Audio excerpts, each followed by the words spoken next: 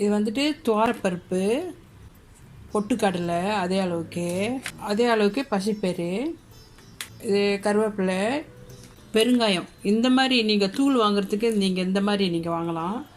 அப்புறம் சீரகம், இது வெல்லம். ஓகே. அப்புறம் ஒரு கைப்பிடி அளவுக்கு பூண்டு, காஞ்ச மிளகாய். ஓகே. இதுதான் எல்லாம் தனித்தனியாக வறுக்கணும், எண்ணெய் இல்லாமல் வறுத்துட்டு அப்புறம் வந்துட்டு நம்ம பொடியாக செய்கிறோம். ஓகே. பொடியாக அரைச்சி அப்புறம் சாதம் செய்யலாம். ஓகே. நல்லா வறுத்து எடுத்துகிட்டு அப்புறம் அரைக்க ஆரம்பிப்போம். வறுக்கும்போது ரொம்ப பொறுமையாக ஸ்லோ ஃப்ளேம்லேயே நீங்கள் வறுக்கணும்.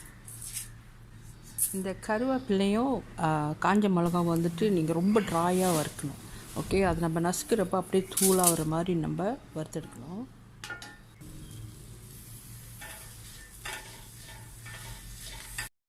அரைத்த இந்த பொடியில் வந்துட்டு கொஞ்சம் உப்பும் வெல்லமும் சேர்த்து கலந்துக்கலாம். பருப்பு பொடி ரெடி. இப்போ நல்லா தாராளமாக 3 கரண்டி நெய் போட்டு உளுந்து, காஞ்ச மிளகாய், கருவேப்பிலை போட்டு நல்லா வதக்கிடுங்க. வதக்கிட்ட பிறகு நீங்கள் அது பருப்பு பொடி போடுறீங்களே, போட்ட கையோட ரைஸ் போட்டுருங்க. அது தீயக்கூடாது. ரைஸ் போட்டுட்டு இந்த ஸ்டவ் ஆஃப் பண்ணிவிட்டு நல்லா கிளறி விட்டுருங்க.